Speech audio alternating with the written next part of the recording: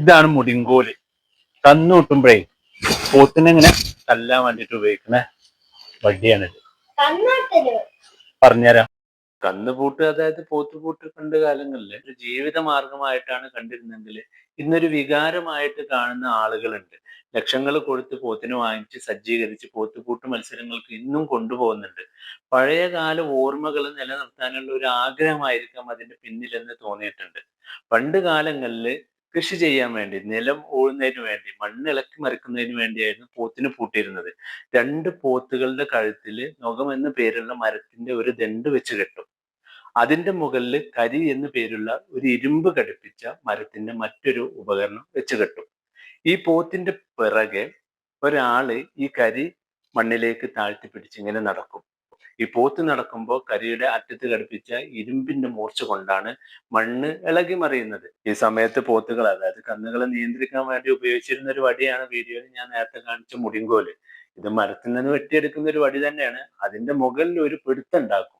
വള്ളി കൊണ്ടോ അല്ലെങ്കിൽ ചെറിയ ഏതെങ്കിലും വടി പൊട്ടിച്ച് അതിപ്പോ ഇങ്ങനെ ചുറ്റിയിട്ടൊക്കെയാണ് പിടുത്തുണ്ടാക്കുക. ഞങ്ങളുടെ നാട്ടിലൊക്കെ പോത്തിനെ ഉപയോഗിച്ചാണ് ചെയ്തിരുന്നെങ്കിൽ ഈ കാര്യങ്ങളൊക്കെ കാളകൾ ഉപയോഗിച്ചും ചെയ്തിരുന്നു. പോത്തിനെ പണ്ടും മത്സരങ്ങൾക്കൊക്കെ കൊണ്ടുപോയിരുന്നു. എന്റെ ചെറുപ്പത്തിലൊക്കെ എനിക്ക് ഓർമ്മയുണ്ട്. പോത്തുകൾ അതിനു വേണ്ടി സജ്ജീകരിച്ചിരുന്നത് സാധാരണ കൊടുക്കുന്ന പുല്ലും വൈക്കോലിനും പുറമെ കോഴിയൊക്കെ പുഴുങ്ങി കൊടുക്കും. ഞങ്ങളൊക്കെ അന്ന് വർഷത്തിൽ ഒരിക്കലൊക്കെയാണ് കോഴിയിറച്ചി കഴിക്കുക. അപ്പോഴാണ് മാസത്തില് 2 പ്രാവശ്യമൊക്കെ പോത്തിന് കോഴിയെ പുഴുങ്ങി കൊടുക്കുന്നത്. കോഴിയിൽ ചെറിയ ജീരകം, വലിയ ജീരകം, അയമോദകം, ചതവുപ്പ, ചെറിയ ഉള്ളി, വെളുത്തുള്ളി ഇവയെല്ലാം ഇട്ട് വേവിച്ച് ഉരലില് ഇട്ടിടിക്കും. പഴയ കാലങ്ങളിൽ നെല്ല് കുത്താൻ വേണ്ടി ഉപയോഗിച്ചിരുന്ന ഒരു പാത്രം പോലെ, കല്ലിന്റെ ഒരു പാത്രമാണ് ഉരല്. നെല്ല് കുത്തുക എന്ന് പറഞ്ഞു കഴിഞ്ഞാൽ നെല്ല് അരിയാക്കി മാറ്റുക. നെല്ലൊന്നും അത്ര സജീവമായിരുന്നില്ല. അപ്പൊ അതിലിട്ട് ഇടിച്ച് പുല്ലിലോ വൈക്കോലിലോ വെച്ചിട്ടാണ് പോത്തിന്റെ വായിലേക്ക് കൊടുക്കുന്നത്. പോത്ത് ഇത് കഴിക്കില്ല. കാരണം പോത്ത് സസ്യഭുക്കാണ്. ഇറച്ചി കഴിക്കില്ല, കോഴിയിറച്ചി കഴിക്കില്ല. അപ്പൊ 3-4 പേര് പിടിച്ചിട്ടാണ് ഇതിന്റെ വായിലേക്ക് തല്ലി കൊടുക്കുന്നത്.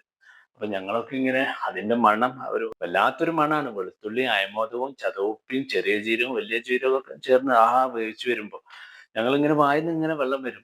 പക്ഷെ കഴിക്കാൻ പറ്റില്ലല്ലോ. ഇതൊക്കെ ഒരു ഓർമ്മകളാണ്. ഇന്ന് ശീതീകരിച്ച റൂമുകളിലൊക്കെ ഇരിക്കുന്ന ആളുകൾ പലരും ഇത് ഓർക്കുന്നുണ്ടാവും. എസിയിലൊക്കെ ഇരുന്ന് ഓർക്കുന്നുണ്ടാവും. പഴയ കാലത്ത് ഇത്തരം ഓർമ്മകളൊക്കെ ഇടയ്ക്കൊക്കെ ഇങ്ങനെ അയവിറക്കുന്നത് നമ്മുടെ ടെൻഷനൊക്കെ കുറക്കാൻ, നമ്മുടെ പിരിമുറുക്കൊക്കെ കുറക്കാൻ നല്ലതാണ്. Have A nice day. എല്ലാവർക്കും നന്മ നേർന്നുകൊണ്ട് നിങ്ങളുടെ സ്വന്തം റഫീഖ് ഗുലാം. Thank you.